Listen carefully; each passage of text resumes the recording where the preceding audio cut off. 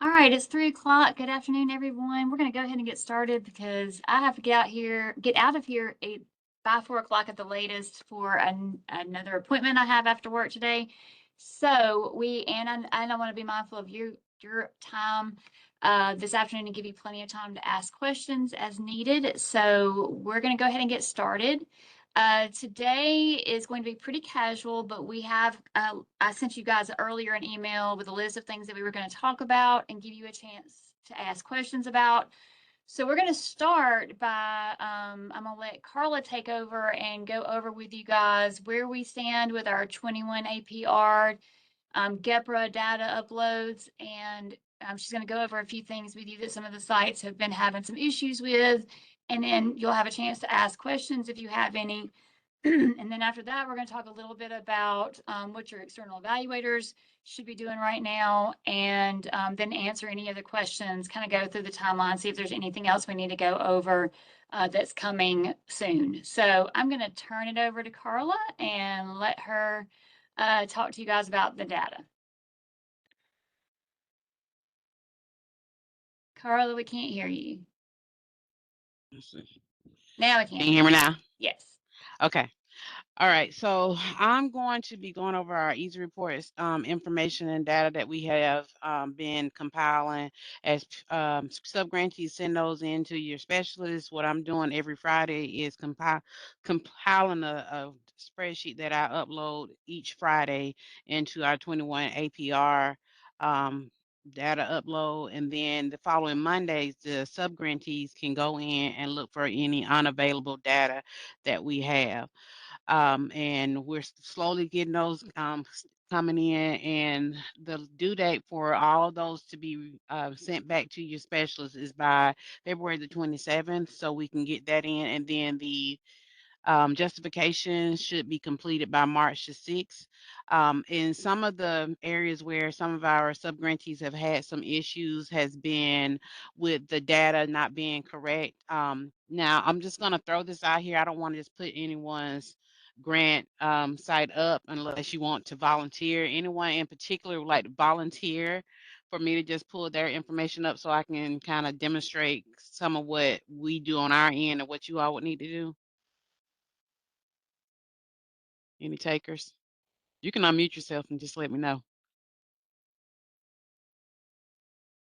No? Okay. Amanda, pick one. I have no idea. Um, I have You can one. do bread. Okay. oh, okay. Thank you for the volunteers. Yay. Okay. So Brad has a lot of different schools. So which LEA are we looking at, Miss Gavan? Norwood. Is that Birmingham City? Yes, Well, ma'am. let me just do this. I do Brad, the grantee, sub grantee, and then if we look at the site, well, and I'll do this part first, and then that kind of helps too. Norwood. So Are you going when to share we your go in, screen? that may help. That may help. Let me share that.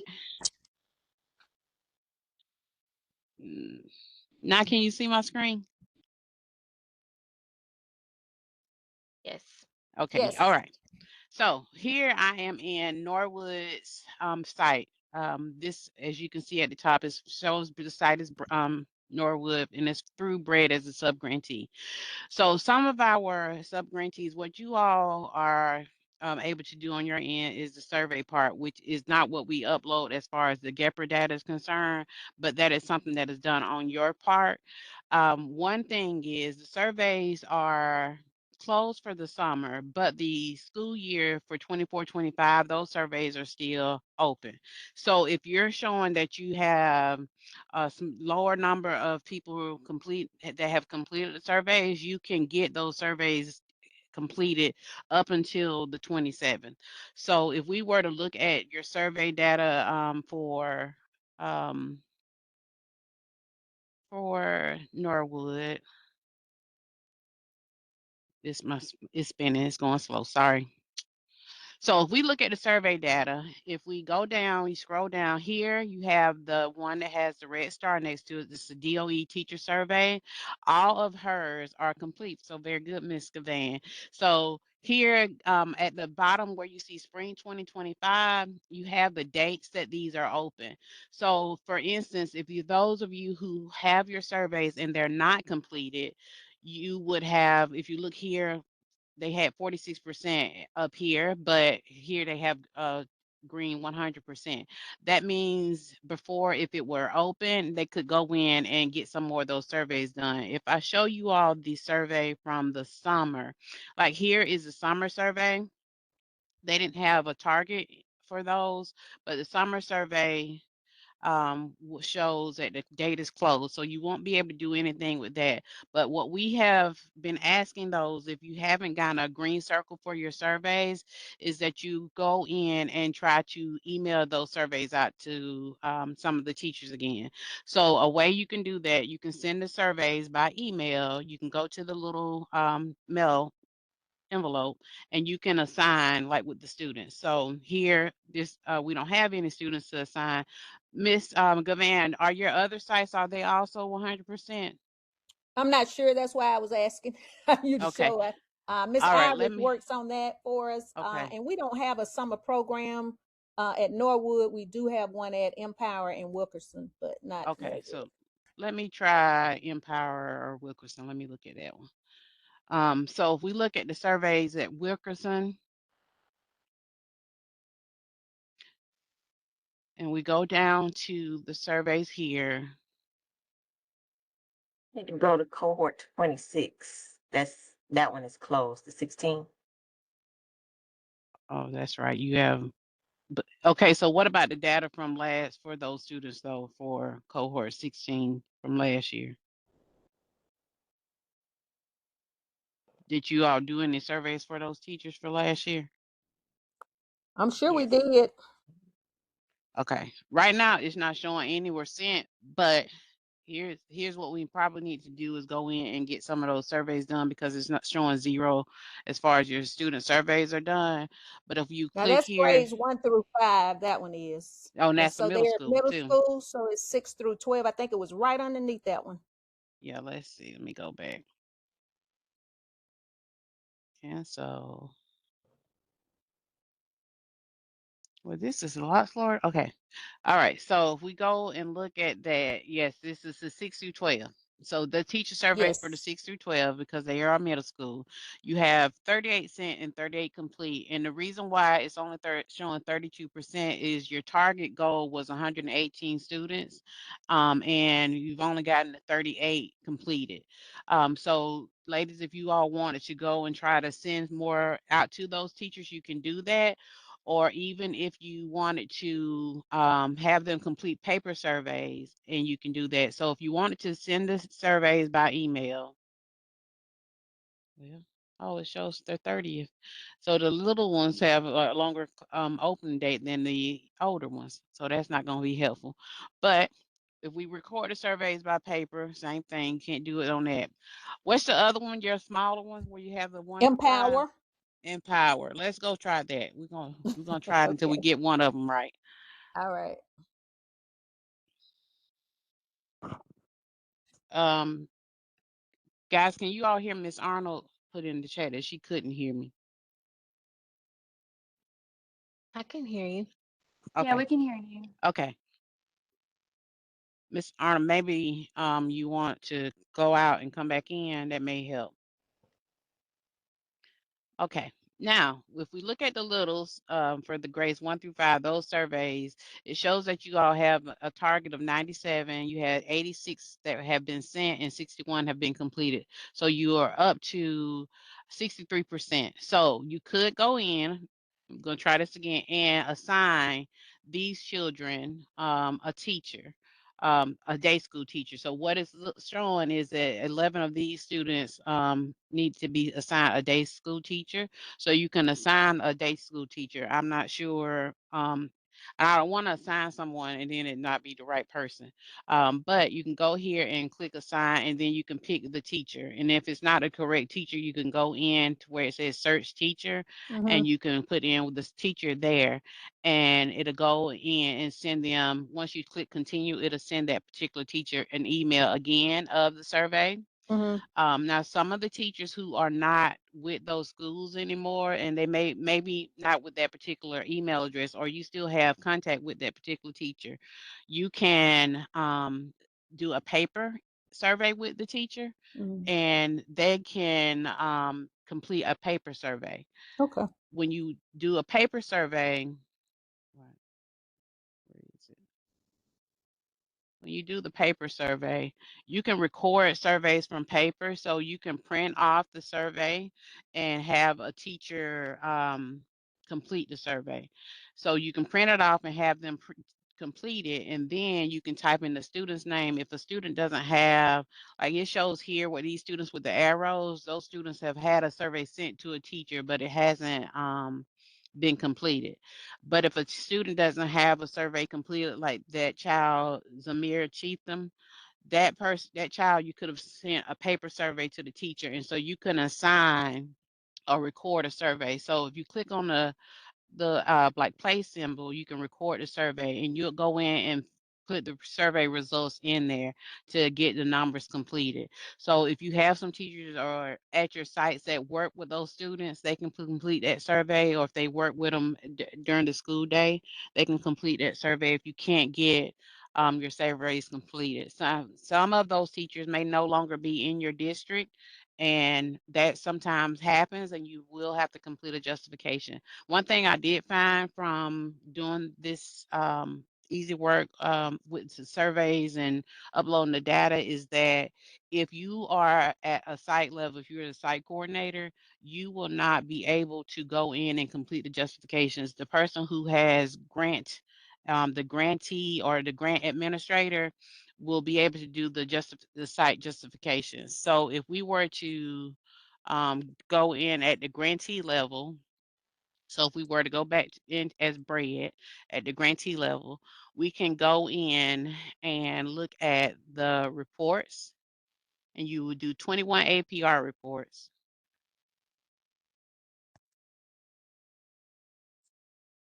And here is where you can find your unavailable data. So again, this is only at the grantee level that you're going to be able to see that. If I were to go in at a site level, you won't be able to see that to do the justification. So once you click on it with the unavailable data, and this is where the justifications are needed for those students. And ladies, with bread, you can see here where we have like 37 out of 51 of the GPRA data. And some of it may be that the students have withdrawn, or the data didn't roll over. And this is where you'll put those justifications in. So you'll click on the red cell. And it's like, for instance, with the GPRA information, if they, depending on the grade level for the students, where you may have some gaps in the data and information like that. So if you click on this particular one, it's with the reading and language arts, and you have to put in the explanation for those students that have those issues. Now you can go back and do, let me go back to this. If you go back and look at the data check, you can see which students have that information showing up for them. So if you look at the approved, the due date for the surveys for 1 through 5 is March, but the due date for 6 through I think 12 it ended on January the 30th, and the summer one is closed. But with those for GEPR 1, you have to show where they had the growth between 4th and 8th grade. So if those students are not in 4th and 8th grade, you wouldn't have necessarily be able to see that. But those of you who have 4th through 8th grade students, you can show that, and you can view the details. Once you view the details, you can see the students who are showing where they have the red X's, and that can be corrected if it's not pulling from the spreadsheet that we sent to you, or you have the information. It can be corrected, and I can show you all how to correct that, and we can pull the data again and do a data check. So for instance, for this Aya Brown, if we go to her information, and the way you can find that to show if she had growth or not, she's in the 7th grade, so we could put in her data for math, English language arts. because she wouldn't with the GPA, what we were finding is that because if they're in 7th or 8th grade, we wouldn't necessarily know if they had a 3.0 or better. But what we have looked at, and Amanda and I have discussed, that if they are in 7th and 8th grade, you can go and uh, the deadline for the surveys, Amanda, is the 13th. I think so. I think that's what popped up when you were clicking on it earlier. Okay, for the K1 through 5, yes, the Yeah. surveys is yeah. But with her, with the GPRA data, you can go in and see that she has those missing things. So if we want to go in and look at Aya Brown's information, you can go to the site when she's at Empower. If you go directly to the site and you go to the students,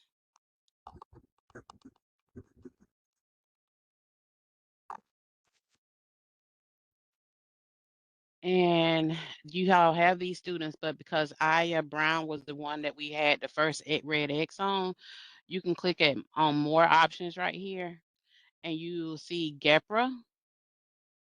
And here is where you can correct some of those areas where she had no growth showing, or the information about the GPA.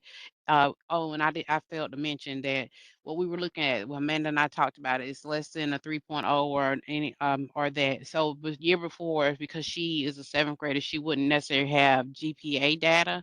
But we talked, Amanda, correct me if I'm wrong, if they had a B or a better, or is that what we said? Yeah, so because Power School doesn't necessarily provide GPA data for middle school students, we pulled alternative data from Power School to determine this factor. So we had Power School pull their English language arts grades, their mathematics grades, and I think also their science grade as well. I just recently realized was pulled, and then Easy Reports actually took that data. It was pulled for the current year and for the previous year, and so Easy Reports then averaged that data to kind of come up with an average score, and so a 3.0 would be like considered a B. So if the student in the previous year had a score that was less than a B, then it was indicated that that was the case. That I can't remember exactly how that's indicated, but it is indicated that the previous year they had less than a B, and then they averaged the current year score. And if they've now shown improvement, they've actually increased their grade to higher than a 3.0, then that would say yes, they actually had improvement. So we just kind of had to do it. We had to come up with an alternative way to report this because of GPA not being reported in 21st, in Power School. So that's how they did it. So if you have to do the same sort of thing, then that's kind of how you can justify whether there was improvement or not. Now, I hate the fact that it doesn't look at improvement from all GPAs, like from the previous year, but that's what they asked for, and so that's what we provide for them. So if they had a 3.0 or higher the previous year, then I think it just says NA or something like that. Like their score doesn't count. It doesn't count against you. It doesn't count for you. Right, and so it'll show NA, and then that still may show that it's missing data if you put NA. We did discover that from one of my subgrantees sending the information in. It's going to say missing data, but the justification could be that they did not have the GPA data didn't show up. But if you wanted to correct that, so if you all knew whether or not Aya had her score or grade was better, or she showed improvement, you could put in yes or no on that to fix that. So that can correct some of that. And the same thing with her ACAP scores. You can, if you haven't been able to get in contact which with the district level people, get with them about her growth on ACAP from her reading and math, and you can show with growth on that as well. So that can be corrected in the under the student's registration. You can put in the information about their enrollment and attendance and any days suspended or anything like that. So if she didn't have any days suspended, you could put 0 in here, the number of days enrolled in school and the number of days that she attended. So all this information can be put in here, but if you have a large number of students and which some of our subgrantees have up in the upwards of over 1,000 students with their different sites, that can be very tedious and it can take a lot of time. But if you have maybe 5 students and it's showing data not reported, you can go in there and do this rather than having to complete justifications. The justifications will take time as well, but you'll have a smaller number of justifications that you'll need, if that makes sense. Yeah, if you can get the data, we prefer for you to enter the accurate data. We would like her Right. reporting to be as accurate as possible. Right. I have a And that's question. okay. Now, all that you're saying here, once we send in our spreadsheet, is it going to upload all of that and some of this will go away? Yes, it will. Yes, it will. Okay. So once I receive the spreadsheets, and or like I said earlier, on Fridays I compile the list together and just upload the spreadsheets that have come in from Monday through Friday. And so once I upload those spreadsheets, that information that you all send back, it goes in and it updates the information. So the following Monday, when you go in, you can go in and check to see if you have any unavailable data. So once you do all of that, and that may minimize the number of students where you have the justifications that are needed. And then you can also look to see if you have some that maybe the data didn't carry over. And I haven't seen where it didn't carry over based on the spreadsheets, but if something has happened and we didn't get all the information or something was put in incorrectly on the spreadsheet, you can have it corrected in here. So that's one way of doing that. But if you have the spreadsheets done, that will help prevent some of those data checks. So again, if you're in the site level, if you look here, you won't be able to see the unavailable data. So that's what I was telling everyone at the beginning of when I started, that if you are in as a site level admin, you will not see the box that says unavailable data. You would have to go in as a subgrantee. So if we were to go back, since I'm now in as BRED, as a subgrantee as a whole, then this is where you can see the unavailable data.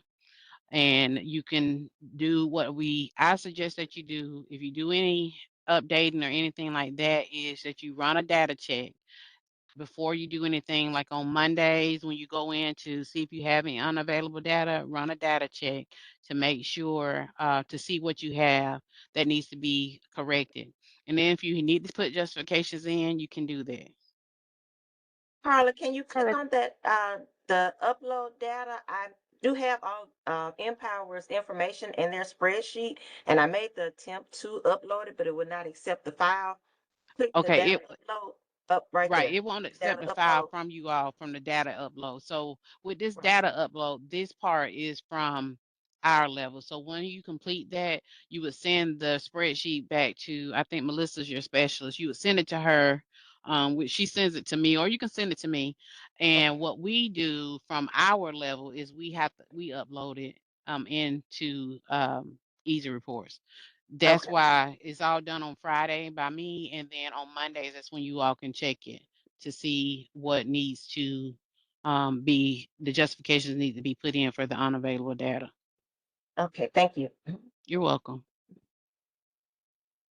And just remember, when you go back in on Monday, you'll need to run a data check again in order to update, in order to see the Yeah. updates. So don't freak Always run out a if you data go in check. there. Yeah. Always run a data check. Do your data checks before if you correct anything, or even after I submit the information on Friday, you go back in and do a data check just to make sure that everything carries over, and then you can go in and try to see what unavailable data you have. And again, if you want to try to go back to the registration for those students and click on those 3 dots to the right of their name, that can help correct some of those areas where for whatever reason, the data didn't carry over from Power School. Now, we have had some discussions with some program directors where the data is not correct based on the information they have from the district level, and they have gone in to correct some of that. And like Amanda said, we would like the data to be as accurate as possible, but sometimes d- dealing with technology, you don't always necessarily get what you always want, and it could take a lot longer to go in and correct any missing data if it's a bunch of students. So hopefully, if we do the spreadsheets and try to go in and correct a few here and there, the data would be as accurate as we can possibly get it. Okay, I have a question. Hmm. Going back to the GPA for middle school, Hmm. my LEA gave me a spreadsheet, and she put yeses and nos in that column on the spreadsheet where it says GPA less Less than 3.0. less than 3.0. Hmm. So if I put in the Y's and the N's, is that going to take care of what you were talking about earlier Yes, as it far will. as averaging that sort of thing? Yes, if you put in Y or N, it will take care of that if you have the middle school. One thing that I found that if someone types in the word yes or they type in the word no, it'll mess up the upload, and I have to go in and correct that.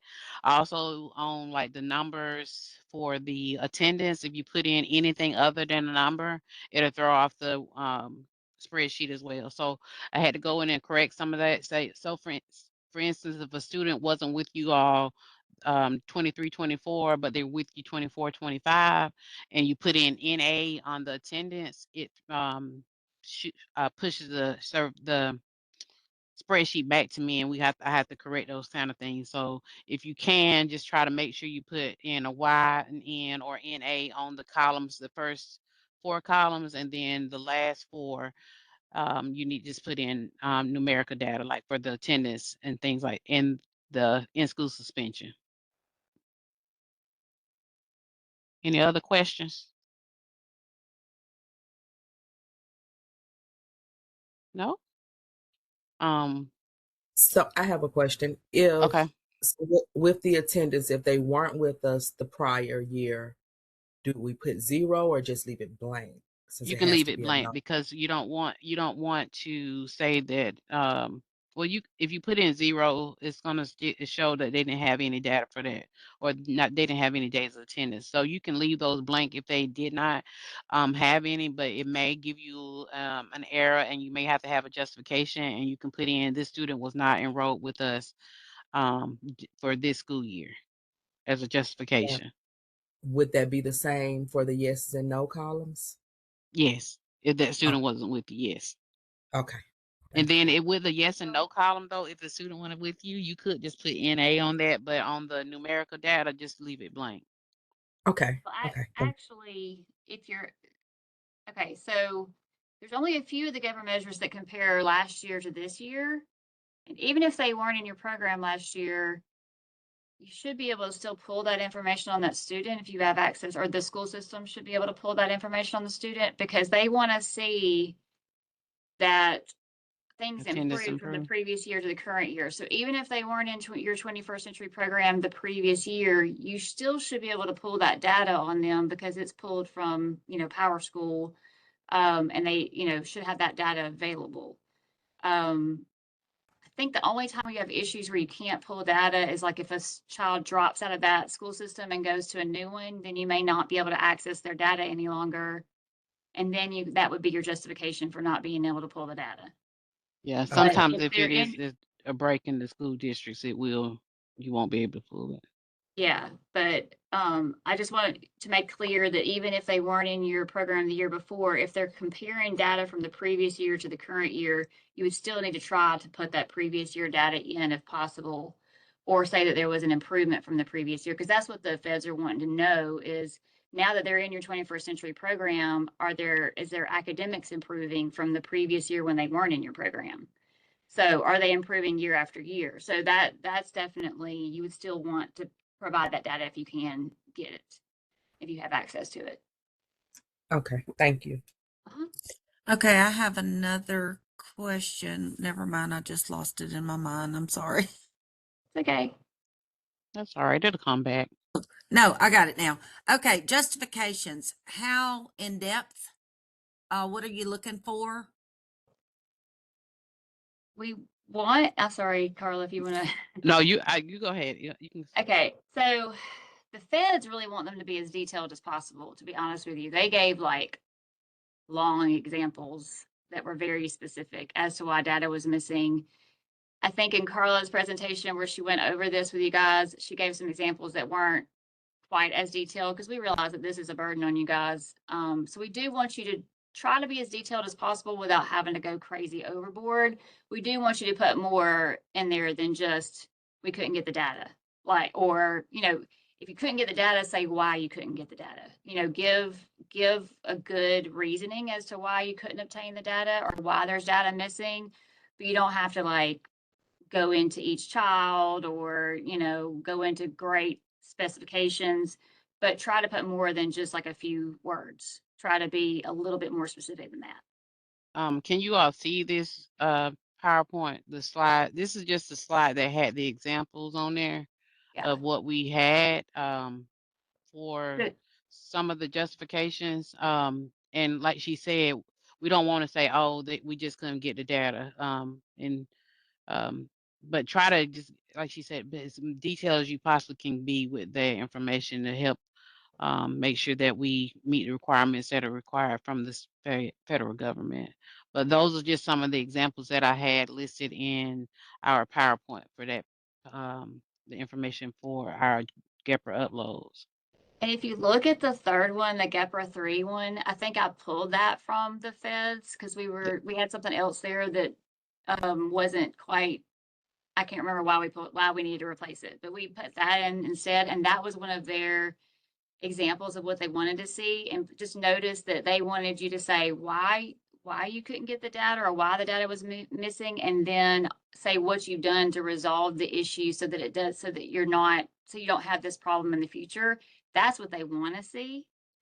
But of course that does take a lot more time. So, you know, we're not gonna force you to do something like that, but if you have the time, if you don't have to put in a whole lot and you can be more detailed, then that's what they would prefer. I think. Does somebody have their hand up? Did Janie, did you have your question? I Okay. did. Okay, so my question is about the, and you may have answered this, I'm sorry, I was running nuts and I didn't get on here right on time. When it comes to the attendance, are we talking about school day attendance? Yep. Or, okay, improved school day attendance, not Yes. after school, correct? Okay, I just wanted to make sure I was looking Yeah. correctly. Okay. Exactly. So you're looking at school day attendance. Same thing with like Yep. behavior. You're looking at school day Yes. behavior. Yeah. They want to see how the 21st century program is affecting the school day grades and attendance and behavior and all of the things. So yeah. Okay, so when it says on that data sheet, we got days enrolled, you know what I'm talking about? That's the first column is from 23, 24, and the second column is 24, 25, and then the next two columns, same thing, but how many days of attendance for 23, 24 and 24, 25. Okay, and that is for School day. what? They're The school asking. day, like what their attendance was if they were enrolled 180 days and they attended 170. That's what you have on there Okay, for I just that wanted to make particular sure. year. Okay, I mean, I thought it was school day. I mean, I knew the GEPR measure was that. I just wanted to make sure that because it was pulled from Easy Report, I was like, do they want what hours? Because we're doing school day. So thank you.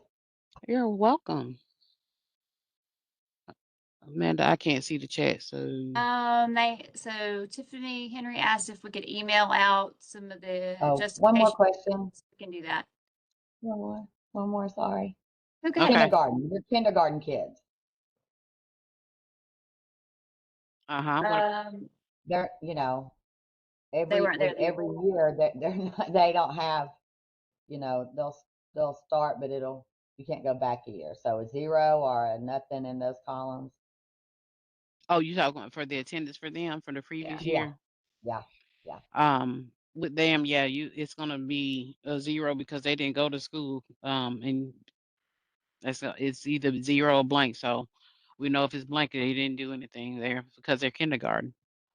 Right. I didn't want to mess it up with a 0 or a blank. I wasn't sure. Oh, you're fine, Janie. We'll Thank, take whatever you give us. thank you guys. Thank you. I appreciate you very much. And I mean, I can't see these questions. Okay. There was a question in there, it popped up, but I can't see it. It says, are the columns with GPA less than 3.0 and GPA growth for all grades? No. Okay. So with those columns, that's for grades. And I can show you this.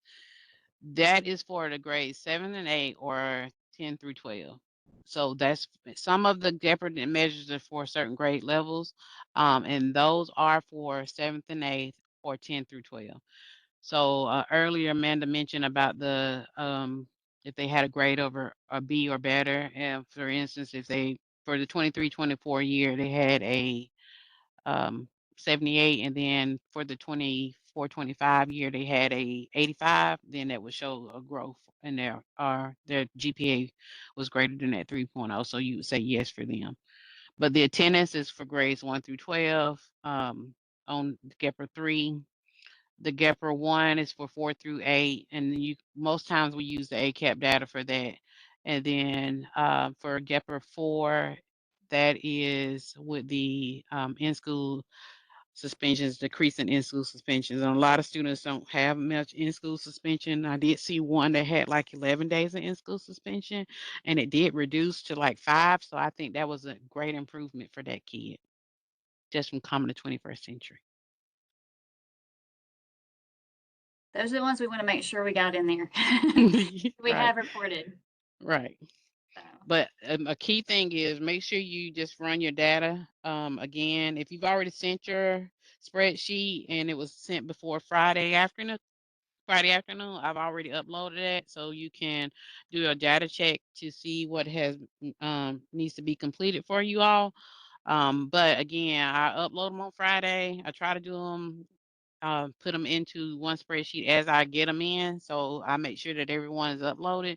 And then that following Monday, if you just run that data check and work on your justifications. And let me show you the last slide. So these are those due dates that I was mentioned earlier too.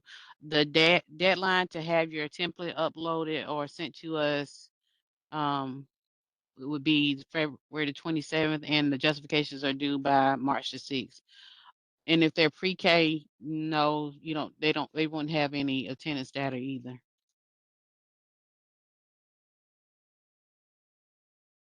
Yeah, I think you just have to do grades 1 through 12. So that would apply to Janie's question earlier as well.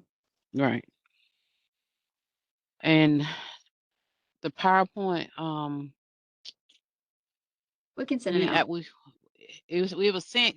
If you got your spreadsheet, it's in that same email with the spreadsheet for your students. The PowerPoint is in there.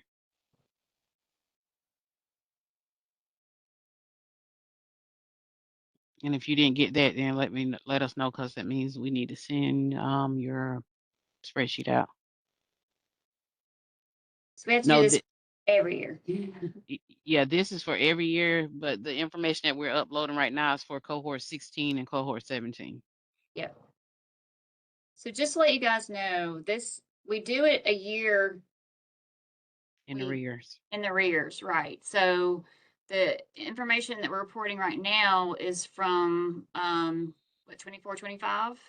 Yes. Yeah, 24, 25. And then of course, if it's asking for data from the previous year, it actually is pulled from 23, 24. So next year we'll do this again. We're going to try to do it a lot earlier, especially since we know 17 is going to roll off. we don't want people to have to come back in and do things with 21st Century when they no longer even have the grant, like we're having to ask them to do right now for 16. So we apologize for that. If we had thought about it at the time and realized, we would have had it done all in the spring when we did the first set of data at the beginning of the year. We would have done it then. But we'll make sure we do that this year, especially for cohort 17. But hopefully next year, starting next year, that we still are in the process and things are looking good for the API to be developed between Easy Reports and PowerSchool so that your data is going to be automatically pulled over every night. So we won't have to, hopefully we won't ever have to do this again. Hopefully from this point forward, the only time you'll have missing data is if a student has dropped out of your program and you're no longer able to access their data, and then you'll just have to write a quick justification and then it'll be done and good and we'll go forward. So we'll have to do this process one more time next year for this year's data. I think I'm saying that right. And then the next year we'll be good to go and hopefully we'll have that API set up and we won't have to do this again. So thank you so much for making sure that we get the right data reported to the feds. We really do appreciate it. And does it apply to cohort 26? This particular report for 24-25 does not apply to cohort 26, but you will have that information in for 25-26 when we do it next year. So if you catch it on the front end, trying to make sure all your data is completed at the front end, or the information, especially with the surveys, the teacher surveys, try to make sure you get those sent to teachers so you are not scrambling here at the end, especially if teachers are not as responsive as far as completing surveys. So if you catch it on the front end, that may be helpful, especially if you see that your percentages are lower. Try to get those done ahead of time. But as far as this data that we're talking about is for cohort 16 and 17, but cohort 26 will need to do that same thing next year unless our API is done and it's pulled correctly. So we'll hopefully, with fingers crossed, we'll get that done. Yeah, it's still probably going to have to be done next year because I think so. We'll pull the data from this year sometime in early June. So everything in PowerSchool like shuts down the third week, I think, of either June or July. I can't remember off the top of my head. Okay, so third week, everything that's been reported at that point is like locked in place and it doesn't change. And so that's typically when we pull this data from PowerSchool and have it put into Easy Reports. Just what you can be doing right now to prepare for next year and make sure that this doesn't happen is making sure that all of your students, all of your 21st century students have been marked as 21st century in PowerSchool. And also, if you can take the time to make sure that you've got your name, the names and the data and the student information entered in Easy Reports that matches how it's entered in PowerSchool, that'll help too. Because what often happens is that when we pull the data, if there's one letter off, one number off, or if there's any difference in the way the child's name is put into Easy Reports versus the way it's put into PowerSchool, the data will not come, it will not merge over. So we end up with tens of thousands of lines of data that doesn't match when we do this pull because of simple things like a name being spelled wrong or a data number being spelled wrong or something like that. Or I think it can even happen if you like hit a space bar after the person's name and it's like an invisible space that you don't even know is there. You can't even see it. It could cause it to not come over. So try like just to help with next year, if you can kind of go through and check and make sure that you've got that your data matches with versus Easy Reports versus PowerSchool, that will help a lot. And then hopefully we won't have to do this as heavily. And then the next year, well, starting next year, which will be the following year's GPRA data, then hopefully it'll be automatic. It'll be automated. We won't have to do this again. So. Okay, Tisha, you had your hand raised. I think Brooke, I saw her with her hand up. Tisha doesn't. Okay. My question is, like this fall, we cleared all of our kids that were checked as 21st, but do we need to go back in and put the kids that came last summer, like recheck them since it's including, because that's where my data was was short. A lot of stuff was from the kids from summer because we had unchecked them. So Right. kids that came this past summer, do we need to leave them checked? Yes. So I think I'm saying this right because I just had this conversation with Easy Reports and Power School reps or our IT people. We go ahead and roll the kid over in Easy Reports at the beginning of the summer. So we go ahead and say that they're part of the next grade up, starting at the beginning of summer, because I think that's what math and English language arts does. And so that's the decision we made. Um, so yes, it took all the kids out after that.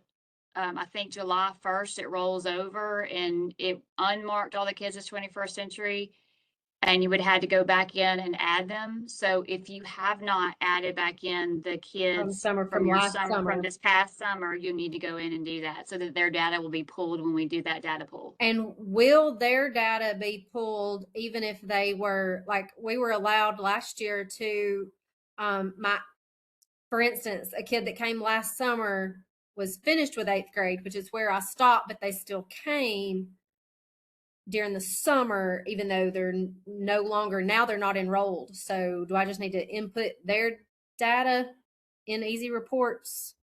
Yeah, you may have to manually do it.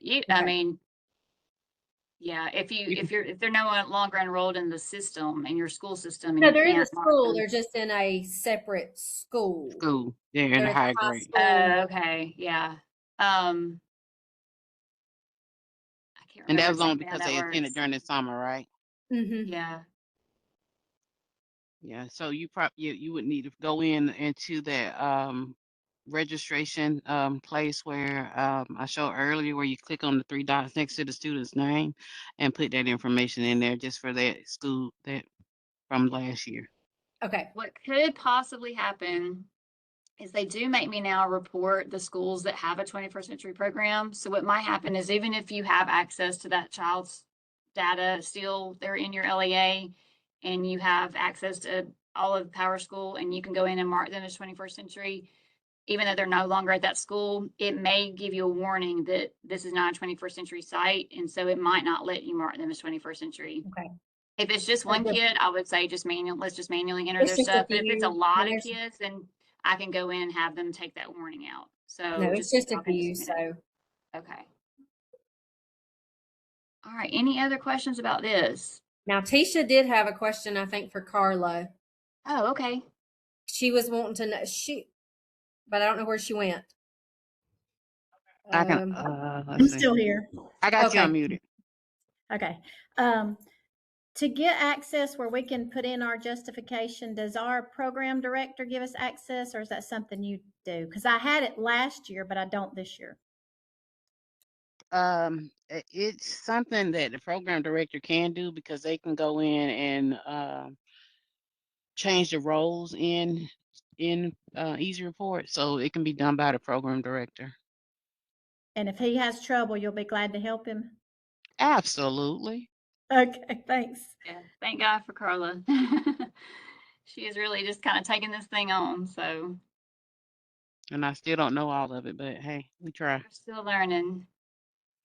So just to give you guys an update, I'm going to move forward because we only have about 12 minutes left before we have to shut this down. But to give you guys an update, we're still in the process of trying to get the contract signed with USA. We have a meeting with them tomorrow to talk about some things. So we'll just see how that goes. But hopefully after tomorrow's meeting, it'll be done and we'll have new help on board helping us out with these things. Of course, it's going to take them some time to learn. It's going to take some time to hire some TAs and things like that, but hopefully we'll be working on that and getting you guys more help in the field. So we just wanted to make sure that that you guys know that we haven't just let it go. It's just taken way longer than we thought it would take, and hopefully we'll have you guys some additional support.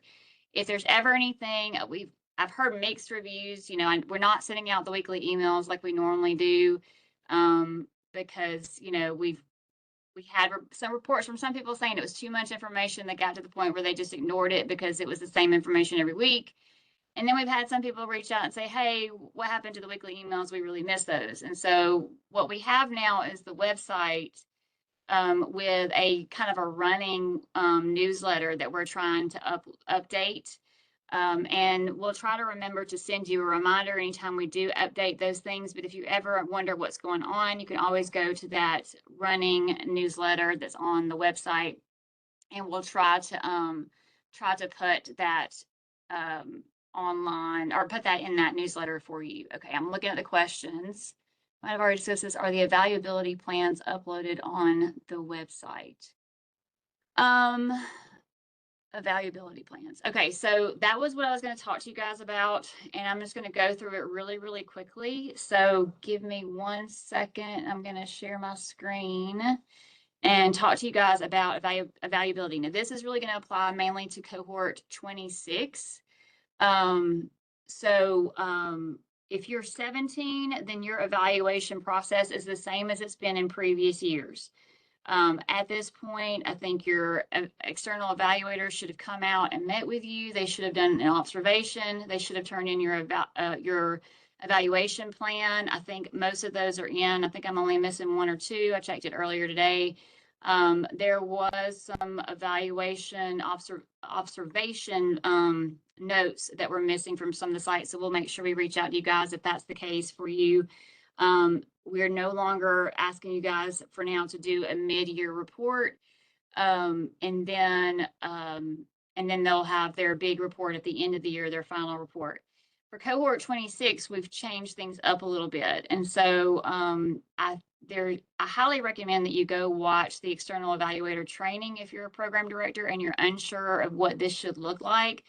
But I only have a few minutes, so I'm going to go over really quickly just a few details about evaluability and what your expectations from your external evaluator should be.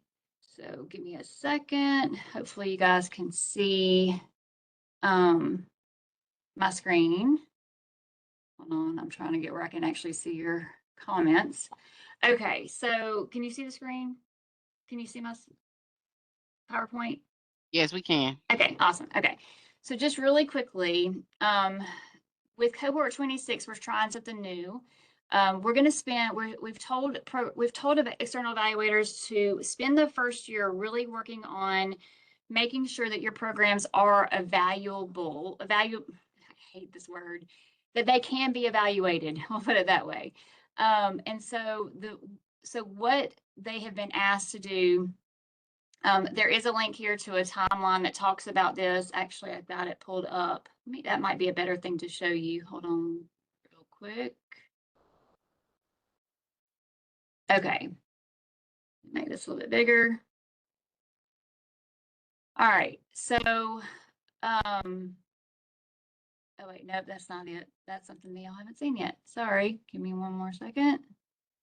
Thought I had it pulled up. Here it is. Okay. All right, hopefully you guys can see this, but in the first year, we're going to work on making sure that your program can be evaluated. And so one of the things that we ask your external evaluators to do at the beginning is to work with you in stage 1 in planning, is to work with you looking at and create a logic model or a planning and reporting template. We ask them to look at that Form 9, that multi-year report that you're supposed to do. I can never remember the name of it. I've got to shorten it. The multi-year program design and performance form, Form 9. We asked them to look at that and make sure that the objectives that you guys created were actually SMART objectives, and that they were actually measurable objectives.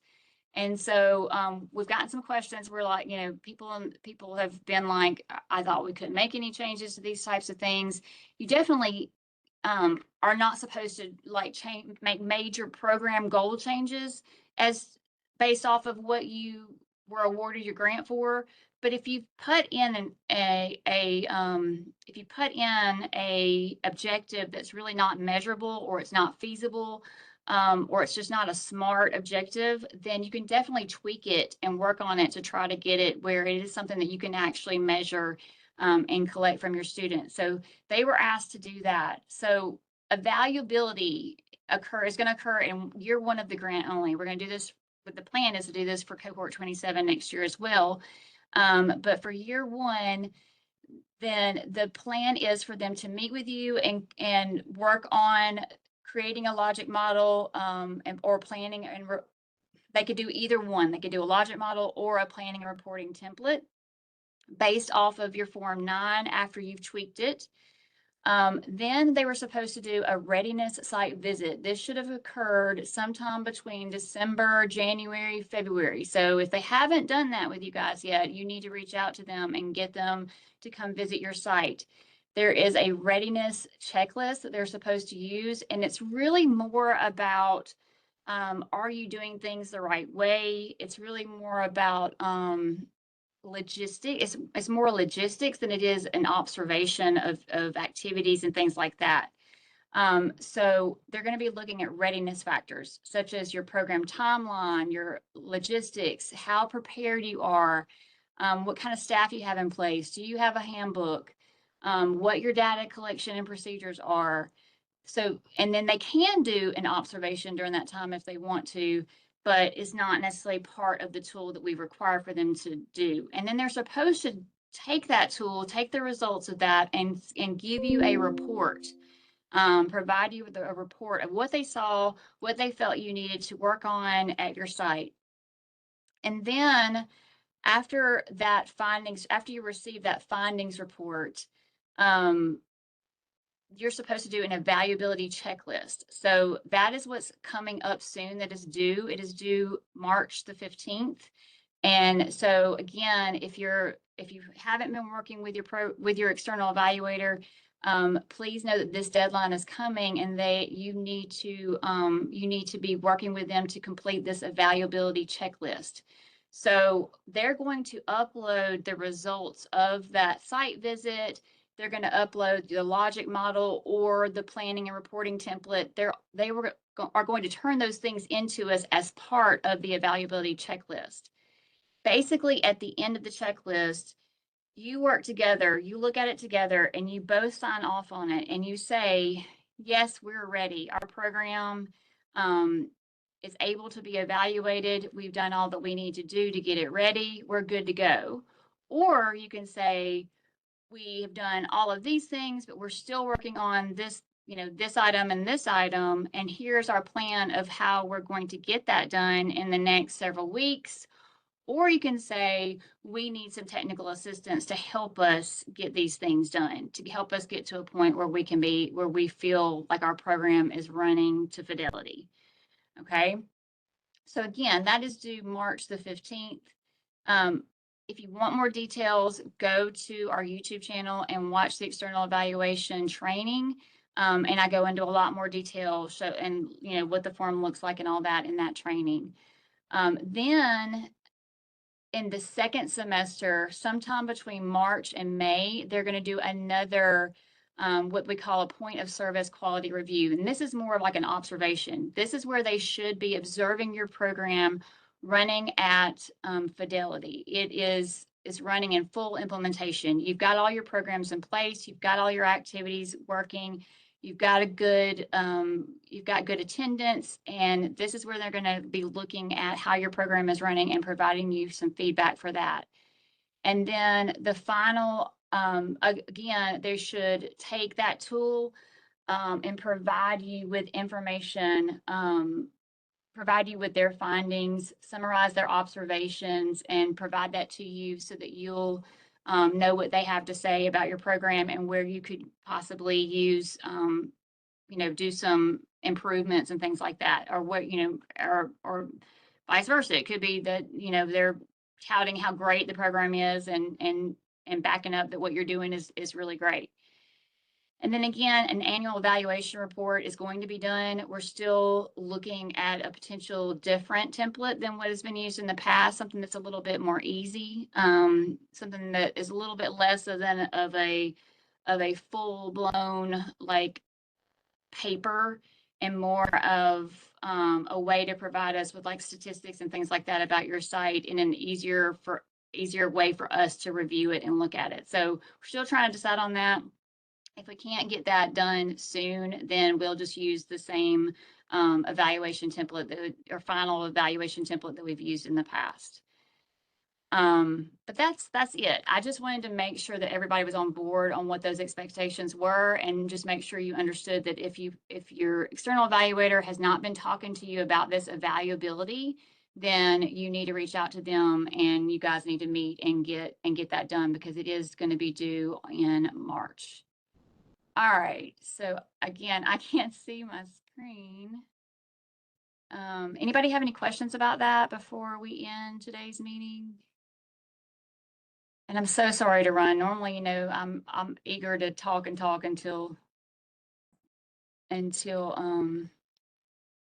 you guys are done with us, but I've got to run today, unfortunately. Okay. We are still on tomorrow for the cohort 27 EGAP. Yes. Okay. The EGAP application should go live tomorrow. I highly recommend that you wait till the training before you go in and start filling things out. But yes, it should be good to go tomorrow, hopefully. If it's not open first thing in the morning, hopefully it will be by the end of the day. There was a couple of changes that had to be made, and you know, hopefully they got those done today and it'll be open tomorrow. But if not, then it shouldn't take too long. It wasn't anything major. It was basically just something needing to be moved. The application details were like at the LEA level instead of site level. So that had to be fixed. And so hopefully they got that fixed, and it'll open tomorrow. But we'll go through with the training tomorrow no matter what. And then hopefully it'll be open tomorrow. But if not, it should be in the next day or two. Worst case scenario. But it should be open tomorrow. So, all right. Any other questions? All right. Again, if we're not providing you guys with enough information, please reach out to us and let us know how we can help you more. Okay.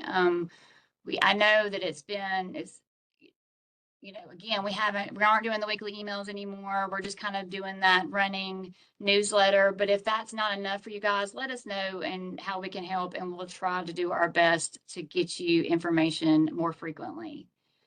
The next cohort 27 info meeting is tomorrow, and that is for the EGAP application, showing you how to do that part. So that will be the next cohort 27 meeting tomorrow at I think it's from 2 to 4, maybe. 2 to 4. 2 to 4. Yeah, tomorrow afternoon at the same link. So, okay. All right. Yeah. So if we get done in time tomorrow, if you have questions about the application, then I'm happy to answer them. I shouldn't have to be running out of here tomorrow like I am today. So if not, though, the next office hours for RF, you can always email us and ask questions anytime. But the next office hour meeting will be on February 24th from 3:30 to 4:30. That's for the new RFA. But you should be able to answer your questions tomorrow about the application if you have them. We should have time to do that. So, all right. Thank you guys so much. Again, I'm so sorry we have to run quickly today, but just please feel free to reach out to your ALSDE specialist if you have any questions about anything. If you have any questions about the Easy Report stuff, Carla is your guy. She's the one to reach out to. She's our resident expert. If you are worried about your external evaluation stuff, you're welcome to reach out to your program specialist or me, and we'll try to help you as much as we can. And we appreciate you guys. Thank you so much, and we'll see you next time. Thank y'all so much.